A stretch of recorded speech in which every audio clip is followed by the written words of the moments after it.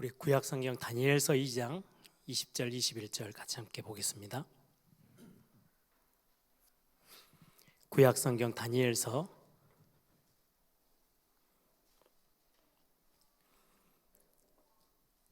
2장 20절 21절.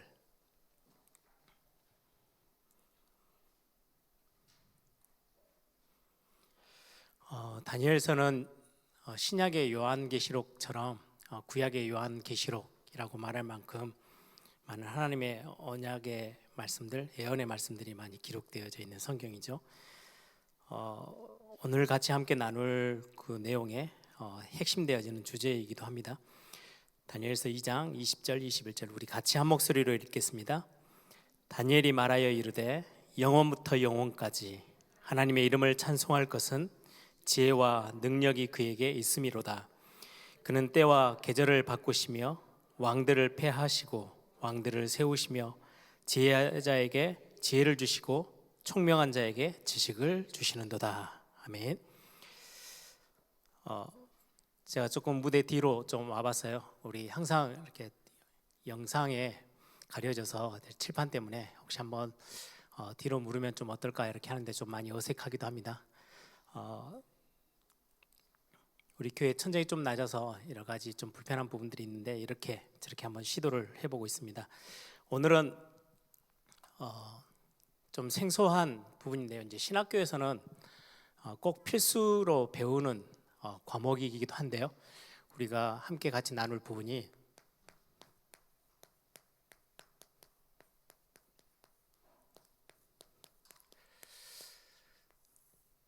학교에서 배우듯이 그렇게 배우지는 않을 거고요. 전체 흐름을 좀 같이 함께 나누려고 합니다. 신구약 중간사. 제가 이제 한 몇 주간은 저와 같이 신구약 중간사의 안에 있는 역사들을 조금 이렇게 같이 함께 나눠보려고 하는데요. 이 부분이 왜 중요하냐니까 성경에는 전혀 기록이 안 되어 있는 내용이에요. 그런데 신구약 중간사를 어느 정도 이해를 하셔야 제가 나중에 지금 지난번까지 이제 사무엘 상하서를 이제 말씀을 쭉 같이 흐름 따라서 말씀을 나눴잖아요. 주일날. 이제 제가 올해 이제 초반에는 어떤 성경을 가지고 좀 같이 함께 말씀을 흐름을 따라 볼까, 응답을 받을까 이렇게 기도하던 중에 저는 참 구약이 편하고 좋아요. 왜냐니까 스토리가 있잖아요. 구약은 역사의 어떤 이야기도 있고 그 뒷 배경도 있고 그래서 설교하기가 훨씬 더 쉬워요. 그런데 신약으로 가면 되게 조금 어려운 부분들이 많아요. 신약은 특히 서신서조로 가면은 배경보다는 전체 그 성경 안에 있는 문장 하나하나가 굉장히 의미가 있고 그것 자체로도 메시지가 되기 때문에 잘못하면 좀 딱딱해질 수도 있긴 있어요. 그런데 이제 제가 2024년 들면서는 복음서 마태, 마가, 누가, 요한 그래서 지금 마태복음을 할까 마가복음을 할까 막 이렇게 조금 생각을 하고 있는데 마가복음을 해보려고 이렇게 생각을 하고 있습니다. 준비를 이렇게 하는 중에 그 마가복음, 마태, 마가, 누가, 요한복음을 이해하는 데 있어서 신구약 중간사를 모르면 마태, 마가, 누가, 요한복음 그 사복음서에 나와 있는 많은 내용들이 또 한 번에 또 설명이 또 돼야 돼요. 예를 들면 바리새인, 구약에는 전혀 없는 단어예요. 그런데 신구약 중간사에서 만들어져서 예수님 당시 때는 바리새인들 굉장히 중요한 역할을 하는 사람으로 성경 안에 기록되어 있죠. 서기관은 구약에는 나와 있지 않지만 오늘 같이 함께 잠깐 살펴볼 거예요. 바벨론 포로 시대 때 그 어떤 직분들이 그 일들이 생겨져서 서기관들의 역할들이 주어져요. 그 뒤로부터는 이제 서기관이라는 어떤 역할이 정치적으로도 드러나고 많은 예수님 당시 때도 이제 그런 서기관들의 역할들이 많이 생기죠. 그런 에세네파, 바리새인, 사두개인 이런 이야기들은 주로 신약과 구약, 신구약 중간사에서 만들어진 어떤 업무들이고 사람들의 어떤 조직들이에요. 그래서 그 부분들을 이해를 못하면 신약 성경을 딱 쳐다봤을 때 마태, 마가, 누가, 요한을 이해하기가 굉장히 어려워져요. 그 시대 배경이 뒤에 깔려 있으니까요. 그래서 그런 부분들을 이해하려면 제가 2024년에는 저 사복음서 중에 한 권을 택해서 말씀을 좀 같이 나누려고 하는데, 이 부분에 좀 배경이 되어지는 신구약 중간사에 대한 부분들을 간단하게라도 흐름을 좀 같이 봐야 되겠다라는 생각이 들어서 같이 함께 금요 YBS 시간에 이렇게 좀 같이 하려고 하고요.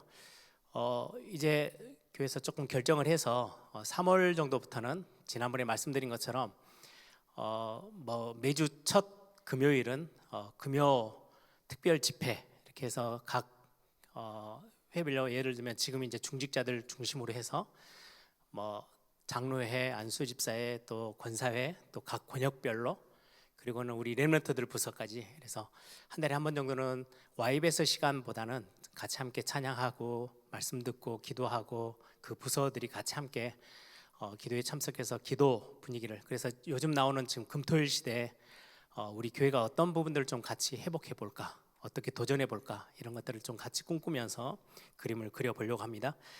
YBS 시간에 계속해서 이제 성경과 관련되어 있는 부분들, 특히 또 교회사나 중요한 부분들을 좀 말씀으로 같이 나눠 보려고 합니다. 오늘은 신구약 중간사의 어떤 서론에 관련된 부분인데요. 구약의 마지막 성경이 지금 말라기서죠. 말라기라는 선지자가 기록한 성경이 아주 짧은 성경이에요. 그리고는 한 장을 딱 넘기면 마태복음 신약 성경이 딱 나와요. 근데 성경에서는 한 장인데 역사적으로는 400년이 흘러요. 그래서 많은 성경학자들은 그 400년이 성경이 전혀 기록되어 있지 않나, 하나님이 선지자들을 불러서 하나님의 말씀을 들려주셔야 되는데 그게 이제 성경으로 기록되어지기 시작하는데, 말라기 선지자 이후로 400년 동안 하나님이 하나님의 선지자들을 불러서 말씀을 주신 게 없다라는 말이 돼요. 그리고는 마태복음에 이제 시작되어져요. 그래서 예수님 그 당시 때까지가 400여 년 시간이 비어요. 성경상으로는, 성경책상으로는 한 장인데 그 한 장이 넘어가는 시간표가 400년이에요. 그래서 많은 학자들은 암흑기, 하나님의 말씀이 없어서 영적으로 암흑기다 이렇게 표현하는데, 또 딱 암흑기만은 아니에요. 하나님이 굉장히 중요한 시간표를 만들어 나가고 있는 부분이기도 해요. 그래서 우리가 신구약의 신약과 구약 사이 그 중간에 있는 역사들을 우리가 조금 현장을 좀 알면 우리가 많은 부분들을 또 다른 눈으로 이렇게 볼 수 있습니다. 그때 당시 그 400여 년 동안에 그 유럽과 아시아에는 엄청난 판도가 바뀌어요. 예를 들면 나중에 좀 같이 함께 나누어 보려고 합니다. 아수르라는 제국이 나오죠. 이 아수르 제국은 북이스라엘을 멸망시킨 제국이에요. 나라예요. 그리고는 이 아수르 제국이 완전히 힘이 무너지고 일어난 나라가 바벨론이에요.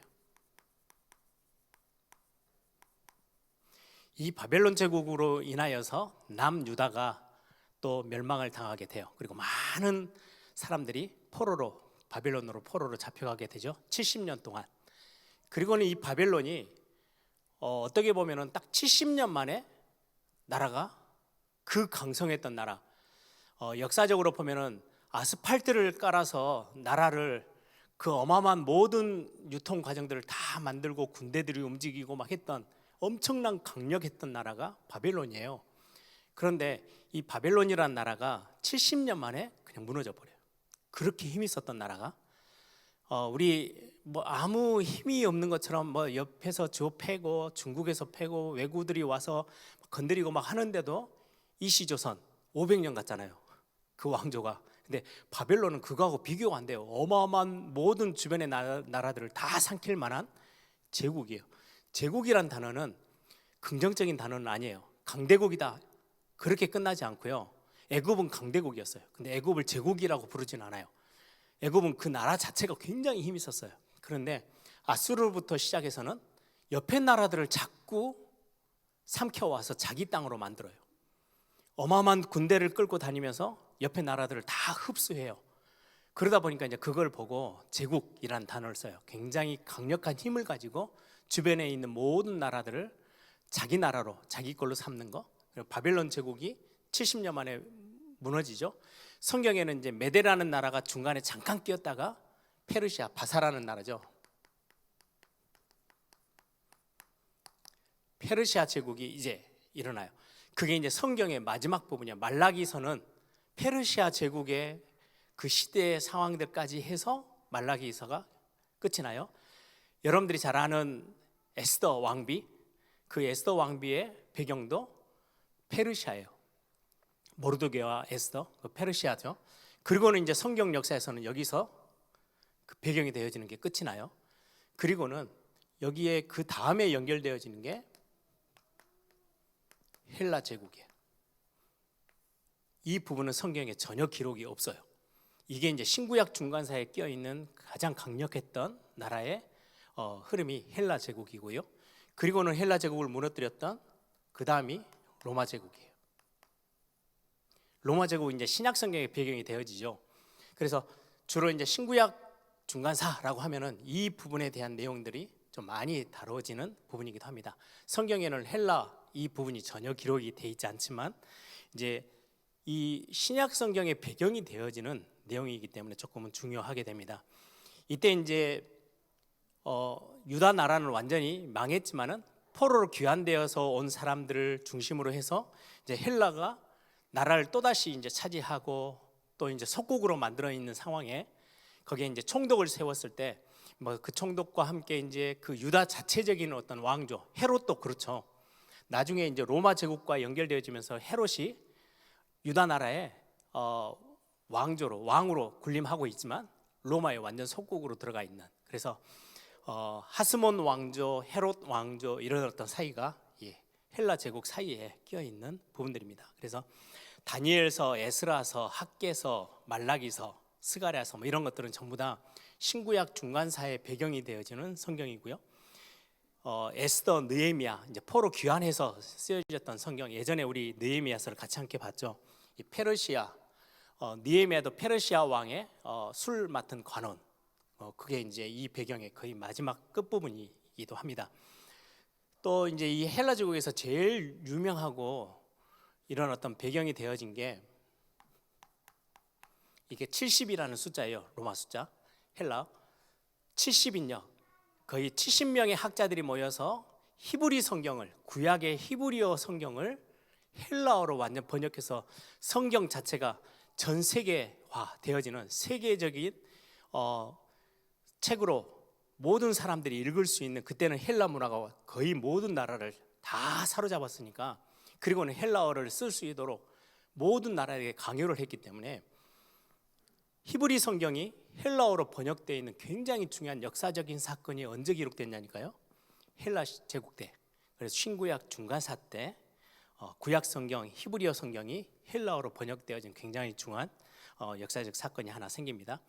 그리고는 이 기간 동안에 신구약 중간사 이 기간에 서기관, 바리새인, 사두개파, 에세네파, 유대의 어떤 그런 분파들이 그때 막 다 일어났어요. 그래서 나중에 한번 또 이런 부분들을 같이 살펴보려고 합니다. 조금 오늘은 서론적으로 뒷부분 앞에 이 아수르, 바벨론, 페르시아 이 내용들을 조금 살펴보시면 신구약 중간사까지 어떻게 구약 역사가 신약으로 이렇게 넘어가는지를 우리가 좀 살펴볼 수 있을 겁니다. 북이스라엘과 사마리아. 사마리아를 이해하는 건 굉장히 중요해요. 북이스라엘이 이제 이스라엘이 이렇게 있으면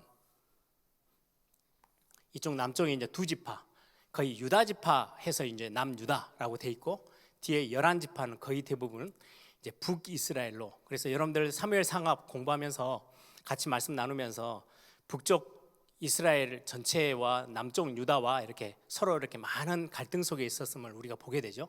그래서 남쪽에 있는 유다 지파 중심, 그리고는 북쪽 이스라엘. 그래서 북쪽의 이스라엘의 핵심 도시는 사마리아예요. 남쪽은 예루살렘이고, 이 두 도시가 이제 각 나라의 어떤 수도 역할을 하죠. 북이스라엘이라는 나라에 이제 솔로몬 왕 이후로 나라가 반으로 완전히 쪼개져요. 이전에는 그냥 각 지파대로 사무엘, 사울 왕, 다윗 왕 있을 때까지만 해도 같이 합쳤다가 조금 갈등했다가 이 정도인데, 솔로몬 왕 이후로는 완전히 나라를 두 개로 쪼개고 북이스라엘이라는 나라가 아예 따로, 그리고 남유다라는 나라가 따로 해서 서로 양쪽 다 왕을 세워서 국가가 분리돼서 움직이게 됩니다. 그래서 북이스라엘이라고 했을 때는 이제 북쪽 솔로몬 이후에 나라를 하나를 형성해서 있는 그 북이스라엘이라고 여러분들이 이해하시면 되는데요. 이때 아수르라는 제국이 이제 등장하고 나라가 힘을 계속 키우면서 제국주의를 이제 가지고 완전 나라를 다 그 주변에 있는 나라들 다 제패하려고. 예전에 제국주의 이렇게 하면 제일 떠오르는 게 뭐예요? 일제시대 때 일본이 제국주의의 어떤 그림을 가지고 이 동아시아를 완전히 다 삼키어서 자기의 속국으로 만들려고 했던 그걸 보고 제국주의라 그래요. 제국이란 단어가 그때 쓰여지는 단어들이에요. 그래서 아수르가 이제 제국주의가 딱 생겨지면서 주변에 있는 모든 나라들을 다 자기의 것으로 삼으려고 하죠. 그때 이 아수르가 등장하니까 북이스라엘이 주변에 있는 아람 나라 그리고는 다메섹 함께 우리 지금 아수르가 우리를 밀고 들어오는데 막아서야 되지 않겠냐 그래가지고는 이 아람 나라와 다메섹과 함께 연합군을 만들어요. 그리고는 누구에게 부탁하냐니까 남쪽 유다의 왕에게 우리도 같이 함께 연합군을 같이 동맹을 맺자라고 했더니 남쪽에 있는 왕 아하스라는 왕이에요. 남쪽인데 여기서 거부를 해요.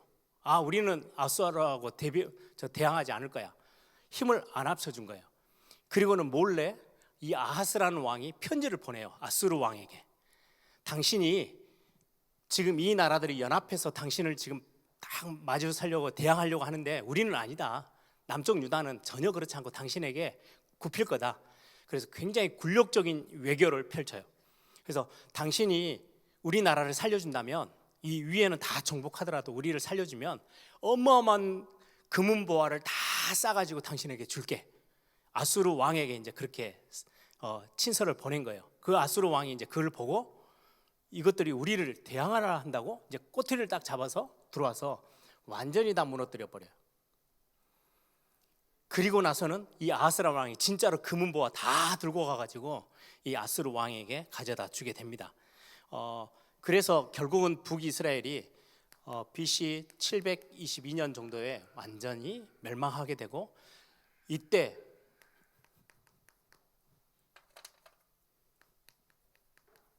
사마리아가 아수르의 정책이 뭐냐니까요. 혼혈 정책이에요. 절대로 반란을 못 피도록 자기 나라 아수르 사람들은 완전히 혈통을 딱 지키고 자기들이 정복하고 속국으로 만든 나라 모든 나라들은 피를 다 혈통을 다 섞어버려요. 그래서 성경에도 기록되어 있어요. 저 밖에 있는 나라들을 자기들이 이제 속국으로 만들었죠. 그러면 남자들을 쫙 다 데리고 사마리아로 들어와요. 사마리아에다 풀어요. 그리고 사마리아에 있던 굉장히 엘리트 그룹들과 정치적인 그룹들은 다 포로로 만들어서 다른 지역에도 또 갖다 다 퍼부어요. 그래서 결국은 시간 지나면서 그 안에서 결혼하고 이렇게 하면서 혈통이 섞여버리니까 우리 민족 이 색깔이 없어져요. 완전히 피를 섞어서 혼혈 정책을 써서 더 이상의 반란을 못 일으키도록 하는 정책을 아수르라는 나라가 펴죠. 그래서 결국은 이 사마리아라는 도시에 완전히 유대인들은 선민 사상 이런 게 굉장히 강한 민족인데 사마리아는 완전 혈통이 다 섞여 버렸어요. 그때부터 거의 800년 이상 거의 로마 시대 뒤에까지 유대인들이 남유다 사람들이 사마리아는 거의 적대시해요. 그냥 이방인들은 개 취급하는데 여기는 더 심하게 개보다 더 낮은 사람, 노예보다 더 천하게 여기고 증오하고 욕하고 거의 사람 취급을 하지 않는 마을로 만들어버려요. 그러다 보니까 예수님 당시 때도 거의 사마리아 성은 아무도 유대인들이 지나가지 않아요. 다 돌아서 가요. 그냥 빠르게 지나가면 통과하면 훨씬 빠르게 갈 수 있는데 그래서 거의 남유다의 배척을 받으면서 완전 이 사마리아라는 땅은 이름도 드러내지도 못할 만큼 완전 천시받는 땅이 되어지죠. 나중에 예수님 당시 헤로드 왕이 어떻게 하면 사마리아하고 이 유대인들하고 좀 이렇게 잘 정치적으로라도 융화관계를 좀 가지게 할 수 있을까라고 생각해서 헤롯이 자기 아내가 10명이에요. 그 10명 중에 한 명이 누구냐니까요. 사마리아 사람이에요. 사마리아 사람을 자기 아내로 들여다가 어떻게든지 사마리아하고 왕 전체, 이제 왕이 한 나라를 볼 때는 전체가 다 이렇게 좀 섞이면 좋겠는데 사마리아만 완전히 북쪽 사람들만 따로 완전 천시하니까 이걸 정치적으로 힘을 모아야 되겠다라고 해서 사마리아 여인을 자기 아내로 삼으면서까지 정치적으로 통합을 해보려고 했는데 실패해요. 예수님이 오셔서 이 부분들을 해결하기 시작하시죠. 예수님의 비유 중에 선한 사마리아인, 유대인들에게 지금 하는 이야기예요. 유대인들은 거의 인간 취급도 안 하는 사마리아인들을 보고 예수님이 선한 사마리아인 비유를 들어요. 그리고는 10명의 그 문둥병, 나병 환자들이 예수님께 와서 치유를 받고 다 갔어요. 근데 두 사람이 돌아와서 예수님께 감사를 하다고 감사 인사를 하는데 그 중에 한 명이 사마리아인이라는 것을 성경에서 예수님이 드러내요. 사마리아인에 대한 어떤 계속 긍정적인 메시지를 주고 있는 거죠. 우물가에 있는 그 아내가 남편이 5명이라고 했던 그 여인도 사마리아 여인이에요. 예수님이 그를 직접 찾아가세요. 그리고 나중에는 예수님이 승천하시면서 주신 메시지가 뭐예요? 오직 성령이 너희에게 임하시면 너희가 권능받고 예루살렘과 온 유대와 사마리아와, 거기에 예수님은 사마리아를 꼭 끼워 넣으세요. 사마리아는 지나치면 되는 게 아니야. 사마리아까지도 복음 안에서 품어야 돼. 사마리아와 땅끝, 이렇게 메시지하고, 그 말씀을 주시고 나서 얼마 되지 않아서 사도행전 8장에 빌립이라는 집사가 사마리아 성에 들어가서 복음을 전했더니 그 성에 기쁨이 충만하더라라고 성경은 기록하면서 이 사마리아라는 도시를 예수님부터는 굉장히 다른 시각으로 품도록 성경에서 가르치고 있는 부분들을 우리가 보게 되죠. 그래서 북이스라엘의 어떤 역사는 이렇게 해서 마무리가 되어져요. 그리고는 북이스라엘을 이어서 망하고 나서는 이 아수르가 이제는 어디까지요? 이 아하스라는 왕이 친서를 보내서 우리가 모든 걸 당신에게 다 굴려가면서 무릎을 꿇을게 라고 했는데, 아하스 다음의 왕이 누구냐니까 히스기야예요. 히스기야는 아수르하고 손을 잡기를 싫어해요. 조공도 안 바치고 손을 딱 끊어버렸어요. 그러니까 아수르가 이제 그래? 그러면은 우리를 배신한 나라를 우리가 어떻게 하는지 대표적으로 모델적으로 완전히 짓밟을 거야 라고 하고, 히스기야 왕 때 아수르 사네립이라는 왕이 18만 5천 명 군대를 데리고 와서 저 밑에서부터 완전히 박살을 내요. 그래서 그 당시 때 이제 여기에는 남유다죠.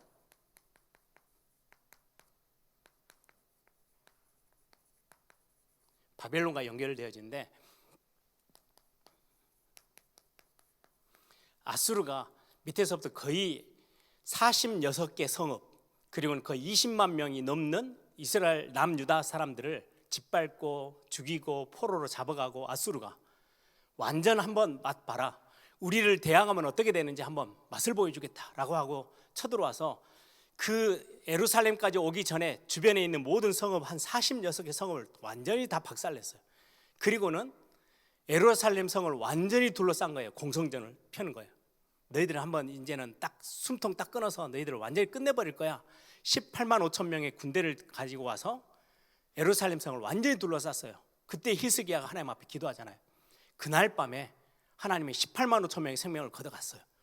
그거를 역사학자들이, 그때 당시 역사학자들이 뭐라고 기록하냐니까, 그 쥐로 인하여서 오는 전염병, 패스트, 그걸로 18만 5천 명이 하룻밤에 다 죽었다라고 역사에 기록하는 기록들도 몇 군데 있어요. 그래서 그런 어떤 전염병으로 인하여서 그 18만 5천 명이 완전히 하룻밤 사이에 그 대군대가 생명이 다 없어져 버렸어.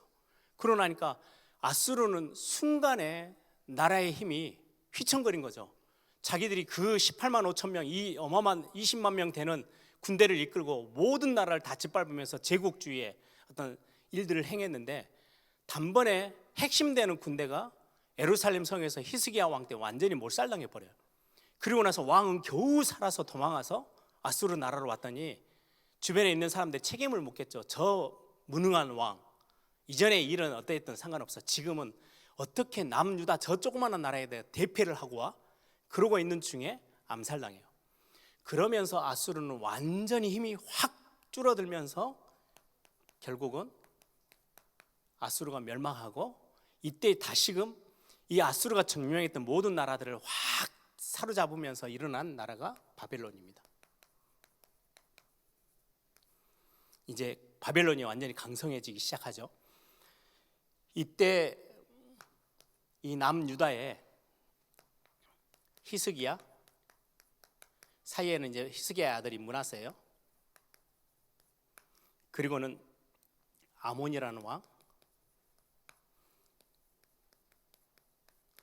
이 두 왕은 하나님 앞에서 그렇게 선한 왕은 아니에요. 우상 숭배하고 다시금 아버지의 전혀 흐름을 따르지 않고 다윗의 흐름을 따르지 않았던, 그럼에도 불구하고 히스기야나 요시야는 성경에, 구약 성경에 나와 있는 유다 왕국 중에 다윗 이후로는 가장 하나님 앞에 쓰임 받았던, 하나님을 사랑하고 또 하나님의 말씀을 기억하고 나라를, 우상 숭배를 제하면서 하나님을 향하여서 다윗 왕이 행했던 것처럼 그 길로 가기를 애썼던 왕이 히스기야와 요시야예요. 그래서 이때가 구약 역사 속에 다윗 왕 이후로는 남유다의 가장 행복한 시기예요. 전쟁도 없고 적들의 침투도 없고 굉장히 나라가 부강하고 먹기 살고 번영하기 좋은 그런 시기를 이제 거쳐갑니다. 이게 거의 한 150년 정도? 그런데 이제 이 이후에, 이 요시야 왕 이후에 몇몇 왕들이 바벨론과, 이제 바벨론은 막 급부상하고 있죠. 이 바벨론과 적대가 관계가 되고 누구하고 손을 잡으려고 하냐니까 저 남쪽에 있는 애굽과 손을 잡으려는 것 때문에 결국은 바벨론에 완전히 눈밖에 나서 결국 바벨론에게 완전 멸망을 당하게 됩니다. 그래서 바벨론이 속국이 되어지죠. 이제 포로로 많은 사람들이 잡혀가게 돼요. 그래서 이때 당시 바벨론의 속국으로 잡혀가면서 1차에서 3차까지 포로를 가게 됩니다. 이제 그 강성했던 번영했던 시기를 다 끝내고 완전 포로로 잡혀가게 되죠. 그래서 제일 1차 때 포로로 잡혀간 사람들이 다니엘, 그리고 새 청년 그 부류들이고요. 2차 때 잡혀갔던 사람들이 에스겔, 그리고는 거의 굉장히 전문 기술을 가지고 있는 사람들이 거의 10,000명 이상의 기술자들이 다 2차 포로 때 바벨론으로 끌려가서 이제 거기서 이제 포로 생활을 시작합니다. 마지막 3차 때는 예루살렘 성이 완전히 이제 싸그리 다 성벽부터 시작해 다 무너뜨려 버리고는 남은 유다 백성들을 싹 데리고 포로로 잡아서 바벨론으로 데리고 갑니다. 이때 예레미야가 이야기합니다. 애굽으로는 가지 마. 하나님이 지금 오늘 아까 다니엘서 읽은 것처럼 하나님이 아수르를 잠깐 막대기처럼 쓰셔서 우상 숭배하는 북이스라엘을 내리쳤잖아. 징계하셔서. 지금은 바벨론이라는 나라를 하나님이 막대기로 사용하셔서 지금 우상 숭배로 가고 있는 나라들을, 우리 남유다 나라를 하나님이 지금 책망하시는 거야. 그래서 하나님이 책망하시는 그 사실 앞에 그냥 복종해. 그래서 바벨론이 포로로 잡아가면 거기에 끌려가. 반대해서 애굽으로 도망가지 마라고 했는데 바벨론에서 세워놓은, 이제 왕은 다 죽었고요. 다 포로로 잡아가 버리고 거기 예루살렘의 총독으로 대신해서 세워놓은 그 옆에서 보좌하던 한 사람이 철저히 바벨론과 반대 입장에 서서 우리는 애굽으로 가자 해가지고 몇몇 예루살렘에 남아있는 유다 백성들과 함께 거기로 가지 말라고 소리치는 예레미야까지 잡아다가 애굽으로 가버려요. 근데 이 사람들은 어떻게 됐냐? 애굽으로 내려간 사람들은 완전히 가서 70년 넘게 노예 생활을 하게 돼요. 그런데 나중에 보면 알겠지만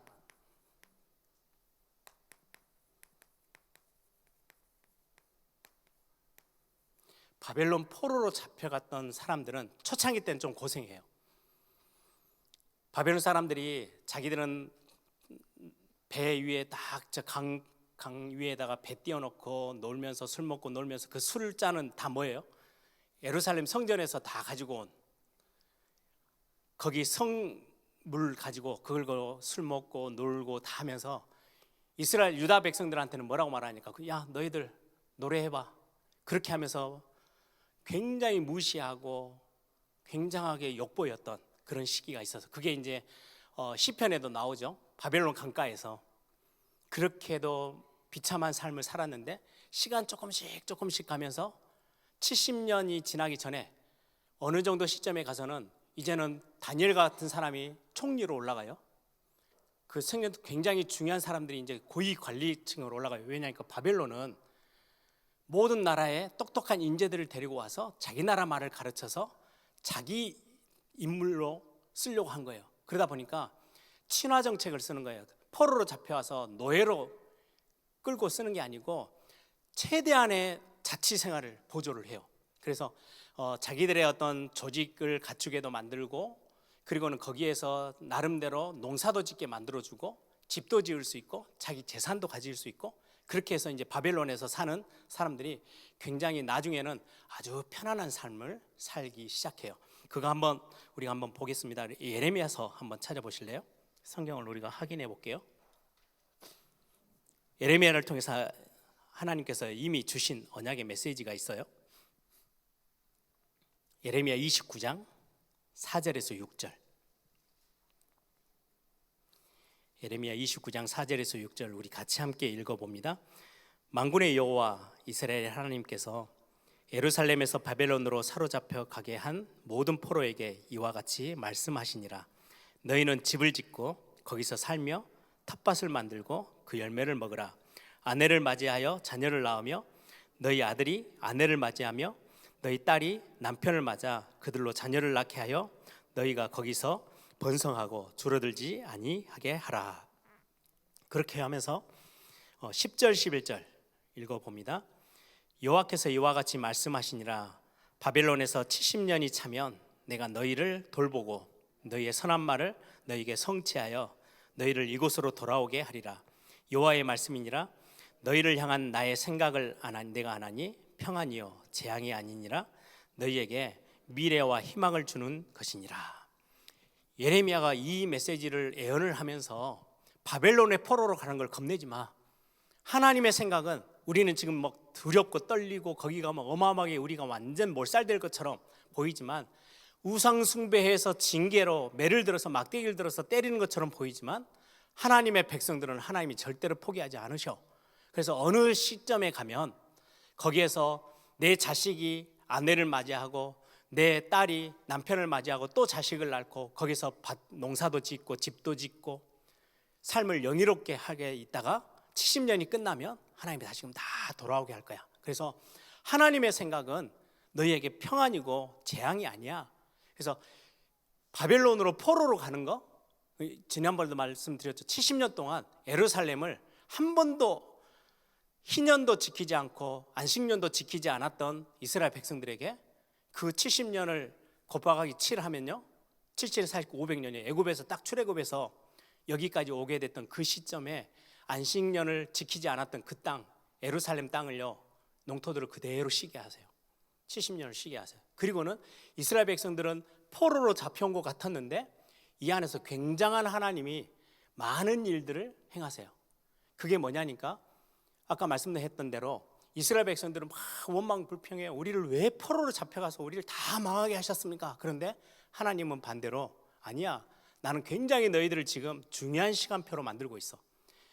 애굽에서 이스라엘 백성들이 원망불평하고 있지만 하나님은 애굽에 70명, 80명밖에 안 되는 아브라함의 후손들을 애굽 땅에다 집어넣고 400년이 지난 다음에 200만 명이 넘는 큰 대나라로, 큰 나라로 만들어서 민족을 만들어서 가나안 땅을 차지하도록 부르세요. 하나님은 굉장한 시간표를 움직였던 것처럼 70년 동안에 바벨론에서 하나님은 굉장한 시간표를 만드신 거예요. 이때 나왔던 단어가 지금도 쓰고 있는 단어예요. 유대인. 그 전에는 유대인이 아니었어요. 북이스라엘, 남유다. 그런데 남유다에서 포로로 잡아오니까 다른 나라에서 온 민족들하고 구분을 지어야 되잖아요. 한쪽 나라 한 땅을 차지하고 살아요. 거기에서 자치 생활을 해요. 거기서 땅도 일구고 집도 짓고 자기들만의 어떤 문화를 가지고 살아요. 그렇게 해서 구분을 짓기 위해서 불렀던 이름이 유대인이에요. 지금도 유대인이라고 부르죠. 우리가 3단체 하면서 유대인이라고 말하는 것은 이때 바벨론 포로 시대 때 붙여졌던 별명이에요. 그러면서 이 유대인이라는 이름이 생기면서 여기에서 지난번에도 설명 한번 드렸는데요, 회당을 세워요. 예루살렘까지 가서 예배할 수가 없으니까 예배 비슷하게 우리 자녀들에게 언약을 전달하고 성경을 가르치고 해야 되겠다라고 해서 지역마다 세운 게 회당이에요. 그리고는 하나님의 구약 말씀 성경을 읽어주고 해석해주는 일을 위해서 이때 생겨난 게 서기관이라는 제도예요. 그리고는 이 서기관들이 성경을 필사를 하고 이렇게 또 넘기고 막 만들면 그 성경들을 가지고 해석해주고 많은 후대들에게 하나님의 말씀을 제대로 가르치는 랍비라는 역할도 생겨나요. 이렇게 하면서 예를 들어서 이 두 가지가 완전히 차이가 나요. 하나님이 바벨론의 포로로 잡아가는데, 야 예레미야는 가도 괜찮아, 하나님이 거기에는 우리에게 굉장히 중요한 계획을 갖고 우리를 보내시는 거야. 우리나라가 지금 책망을 받고 있고 징계를 받고 있는 거지만 아니야, 하나님이 우리에게는 굉장한 하나님의 계획들이 있어. 바벨론에 가는 걸 겁내하지 마 라고 말하는데, 이쪽의 한 세력은 바벨론 가면 우리 다 죽어, 우리를 도와줄 수 있는 애굽으로 내려가자 해가지고 애굽으로 갔는데, 이 사람들은 70년 넘게 노예살이 해요. 그런데 바벨론에 갔던 사람들은 초기에 좀 고생하다가 나중에는 굉장히 번영한 삶을 살고 자기 민족들 중에 굉장히 고위 관리들도 생기고 나중에는 자체적으로 일어나는 것들 생기면서 나중에는 헬라 시대 때 되면 헬라어도 알아요. 자기 나라 전통의 히브리어도 배웠어요. 그리고 바벨론 언어도 알아요. 세계 각국의 언어들을 다 배웠던 굉장히 엘리트들이 이곳에서 만들어져요. 그러다 보니까 나중에 헬라 제국이 70인역을 만드는데 가장 중요한 역할을 한 사람들이 바벨론 포로의 후예들이에요. 하나님은 성경을 전 세계로 번역해서 내보내기 위한 하나님의 또 다른 전략이 이 속에도 숨겨져 있고, 나중 되면 회당, 나중에는 여기에서요 페르시아 제국이 이제 바벨론을 무너뜨리고 페르시아 제국이 그 땅을 모든 걸 다 다시금 차지해요. 이때 바벨론에 다시 한번 3번의 귀환이 있는데, 바벨론에서 포로 생활하다가 예루살렘으로 가지 않고 그대로 페르시아라는 땅에 남아있는 유대인들이 있어요. 그게 누구냐니까 에스더 같은 사람, 모르드게 같은 사람. 그때 당시 자기들 어떤 자치구역에서 살고 있는, 그래서 하만이 그 유대인들을 다 죽여버리고 몰살시키기 위해서 작전을 짰다가 본인이 자기가 생각했던 그 장대위에 걸려서 죽게 되죠. 그러면서 그 유대인들을 하나님이 보호하세요. 그게 이제 불임절의 사건인데, 그게 페르시아 시대 때 일어나요. 왜 예루살렘으로 안 가냐니까, 이미 페르시아, 이 바벨론 땅 페르시아에 자기들이 먹고 살 만한 모든 재산이 여기에 다 있어요.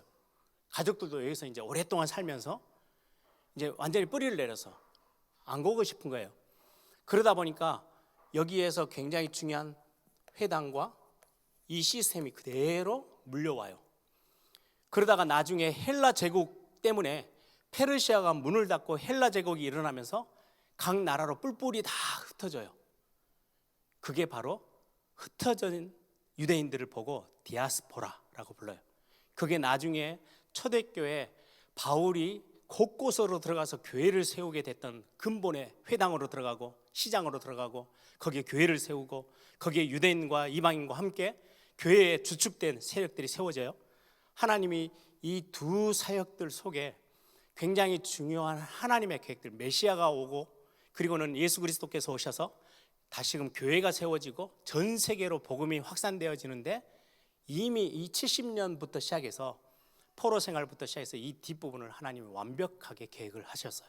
그래서 그 세계 복음화의 초대교회가 각 현장으로 소아시아뿐만 아니라 마게도냐까지 로마까지 복음화의 중심 역할을 할 수 있도록 회당이라는 거, 그리고 거기에 흩어진 제자들, 지금 우리 토요일 날 내일 하는 흩어진 제자들 이제 마지막 메시지죠. 핵심 마치고 그거는 지금 중국을 대상으로 하는 메시지예요. 그래서 중국어로 통역을 하는 거예요. 그래서 그런 것처럼 각 나라로 흩어져 들어가 있는 굉장히 중요한, 우리가 다락방 전도운동이라는 걸 가지고 성경적이다라고 확신을 하고 각 나라로 흩어지는데, 예를 들면 중앙아시아와 러시아는요 거의 중심에 통역을 해주고 하는 모든 멤버들이 누군지 아세요? 고려인 3세들이에요. 고려시대 때 이주해서 갔다 그래서 그쪽 사람들이 고려인이라고 불러요. 유대인이라고 부르는 것처럼 유대 나라에서 왔다고. 그리고는 중국 땅에는 조선시대 때 그 땅으로 많은 사람들이 먹고 살기 위해서 이주해서 갔어요. 그래서 조선 사람들이 왔다 그래서 조선인, 조선족 이렇게 부르는 거예요. 근데 지금도 통역하는 모든 거의 대부분의 배경이 조선족들이에요. 중국에서 한국말 할 줄 알고 중국어도 하고 러시아 말도 할 줄 알고 한국말도 할 줄 아는 사람들이 살아남았어요. 그게 고려인이에요. 그렇게 해서 복음이 전파되어진 것처럼 그 유럽 전 마게도냐 지역에 이미 오래전에 바벨론 포로 시대 때부터 이제 페르시아까지 해서 헬라 제국이 빵 하고 들어가니까 전부 다 살기 위해서 전 아시아 지역, 유럽 지역으로 다 흩어졌어요. 그걸 디아스포라 유대인이라고 하는데, 그들이 또 거기 가서 회당을 짓고 거기서 또 말씀 공부하는 그 랍비들이 세워져서 성경을 가르치고 말씀을 가르치고, 그렇게 하다가 복음이 들어오니까 덥석받고 교회가 세워지고 제자가 세워지고 하나님의 굉장한 세계복음화의 어떤 일원으로 이런 어떤 역사의 흐름을 바꾸셔 나가는 것들을 우리 성경을 통해서 확인합니다. 그래서 이 페르시아 이후에 그러면 헬라 제국 때 어떤 일들이 있었는지를 우리가 한 몇 주 정도 이렇게 같이 보면서 주제별로 하나씩 좀 살펴보려고 합니다. 말씀을 마지막 맺습니다. 말라기서 1장 2절에 그런 구절이 있어요. 하나님 앞에 질문하는 거예요. 이스라엘 백성들이 포로로 잡혀오고, 이제 페르시아 시대 때가 말라기서예요. 페르시아에는 남아있는 유대인들이 있고, 그리고는 예루살렘으로 포로에서 귀환되어 온 사람들이 있어요. 그 상황들을 보면서 이미 이제 예배하는 것도 이제 습관화되고 당연시 되어져 있는 그 시대에 하나님을 향해서 뭐라고 질문하냐니까, 어떻게 하나님 우리를 사랑하셨다고 하면서 이렇게 나라가 다 망해지도록 놔두셨습니까? 하나님이 어떻게 우리를 사랑하시는 거예요? 라고 되물었던 그 질문이 있는데, 복음서에 딱 오면서 요한복음 3장 16절, 하나님이 세상을 이처럼 사랑하사. 아니야, 너희들 버린 거 아니야. 하나님이 사랑을 잃어버린 게 아니고 이처럼 사랑하셔서 독생자를 보내셨어. 그래서 너를 구원할 거야. 이게 하나님의 관점. 이스라엘 백성들이 질문하면서 원망이 쌓여서 하나님이 우리 진짜 사랑하는 거 맞아요? 어떻게 사랑하신 거예요? 라고 질문에 하나님은 답하세요. 하나님이 세상을 이처럼 사랑하사 독생자를 주셨으니 이를 믿는 자마다 멸망치 않고 영생을 얻게 하시겠다. 그 하나님이 그 어마어마한 세계복음화의 큰 그림을 활용하세요. 이스라엘 백성들은 잠깐의 어려움을 당한 것처럼 보이는데 아니에요. 그건 우리의 어떤 우상 숭배와 하나님을 저버렸던 그것 때문에 어려움 당한 것처럼 보이지만, 그걸로 인해서 하나님은 또 다른 어마어마한 하나님의 큰 계획을 이루어 가세요. 우리 삶에도 마찬가지예요. 자꾸 우리는 대안을 찾아다니면 우리는 답이 없어요. 애굽으로 가면은 살기 편할 것 같았어요. 왜? 손을 잡고 있고 동맹을 맺었던 나라니까 우리가 가면 도와주겠지. 가자마자 완전히 삼킴받아서 노예 생활을 평생 했어요. 근데 나중에 이 바벨론 포로 갔던 사람들은 엄청나게 죽을 줄 알았는데 하나님이 나중에는 엄청나게 보살핌의 삶을 경험하고, 결국 그것 때문에 나중에 세계복음화의 큰 밑그림이 그려졌던 시대가 바벨론 포로 시대예요. 그래서 하나님이 우리에게도 문제를 가져다 줄 때는 우리의 어떤 실수와 불신앙이 끼어 있지만, 그럼에도 불구하고 하나님의 자녀, 하나님의 걸작품으로 부르신 우리를 하나님은 잘 다루셔서 또 다른 하나님의 계획을 이루어 나가시고 하나님의 축복에 응답의 문을 열어 나가시는 그 하나님을 우리가 또 성경을 통해서도 확인하게 됩니다. 오늘 중요한 신구약 중간사의 어떤 서론의 앞에 부분을 조금 복습하면서 성경을 좀 이렇게 좀 역사 배경들을 좀 봤습니다. 계속되어지는 신구약 중간사에 이렇게 보면서 신약 성경에 이런 단어들이 이런 의미가 있었구나, 이런 어떤 배경이 숨어 있었구나, 이렇게 좀 알면서 우리가 성경을 보는 눈들이 조금 더 넓어지길 바랍니다. 한번 다 같이 한번 기도하겠습니다. 우리는 굉장히 어려움을 겪는 것처럼 보이고 위기를 당하고 문제를 당하는 것처럼 보이지만, 그 모든 게 그 위에 있는 하나님이 계십니다. 하나님이 한 나라를 세우기도 하고 낮추기도 하고 한 왕을 높이기도 하고, 시간이 되어지면은 아무리 강하다고 자기들이 교만하는데도 산해를 본 하나님이 순간에 꺾으셨어요. 느부갓네살 왕이 자기가 대단한 일을 했다고 착각할 때 하나님은 짐승처럼 만들어버리기도 했어요. 하나님의 손 안에 있어요. 역사의 주관자, 우리 삶의 참된 주인은 하나님이세요. 그걸 인정하고 그 하나님이 인도하시는 정확한 인도를 받는 우리 2024년 믿음의 눈을 가지고 바라보는 우리 예일교회 모든 성도들 되게 해달라고 이 시간에 한번 다 같이 한번 기도하겠습니다. 주님 감사합니다.